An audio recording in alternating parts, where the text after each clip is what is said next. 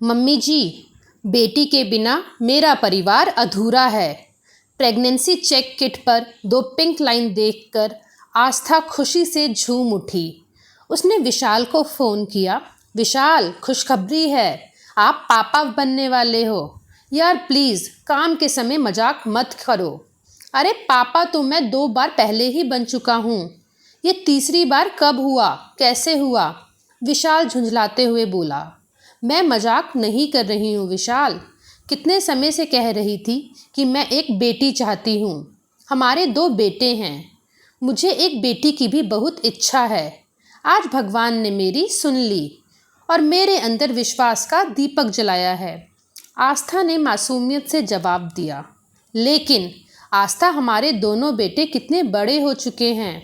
बड़ा 12 साल का और छोटा 9 का। वो भी क्या सोचेंगे?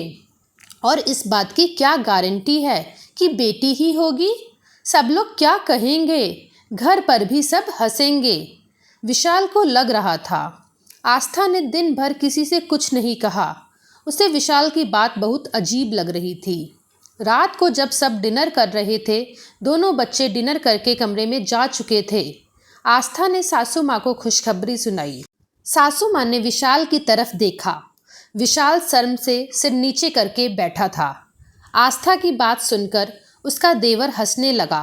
क्या भाभी, इस उम्र में भी आप कंट्रोल नहीं कर पाईं? भैया, इसमें हंसने की क्या बात है?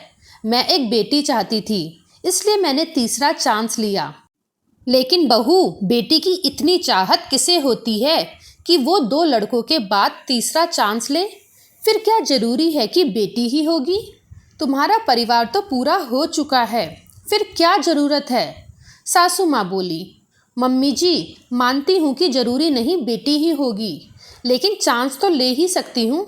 मेरा बहुत मन है बेटी को पालने का, और परिवार तो बेटी के आने से ही पूरा होगा। अभी तो मेरा परिवार अधूरा है। आस्था ने अपनी बात रखी। भाभी, इतना ही शौक है बेटी पालने का तो मेरी बेटी को गोद ले लो, देवर ने हंसकर कहा। भैया, मैंने तो खुशी के जन्म के समय ही कहा था कि इसे मुझे दे दो, लेकिन उस समय आपने और देवरानी ने मना कर दिया था। मेरा भी मन है, मेरी भी इच्छा है। मानती हूँ आपकी बेटियाँ मेरी बेटी जैसी हैं, लेकिन मैं अपनी बेटी को अपने हिसाब से पालना चाहती हूँ, और मैं ये तीसरा बच्चा चाहती हूँ। आस्था ने दृढ़ स्वर में अपनी बात रखी। विशाल, इसमें शर्म की कोई बात नहीं है, ये तो मेरी इच्छा है। हमें किसी बात की कमी नहीं, तुम्हें तो खुश होना चाहिए।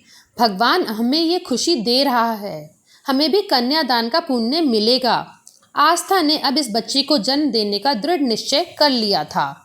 आस्था का मन देखकर सासू माँ बोली, अगर आस्था का इतना ही मन है तो ठीक है, लेकिन बहू, तुम्हें कोई प्रॉब्लम नहीं होनी चाहिए। विशाल, कल डॉक्टर के पास चलना, मैं भी तुम्हारे साथ चलूँगी, और अगर डॉक्टर ने सब कुछ सही बताया तो ही हम इस बच्चे के लिए तैयार होंगे। सासू माँ की बात सुनकर आस्था उनके गले लग गई। मेरी प्यारी सासू माँ, आप मेरे दिल का सारा हाल समझती हो।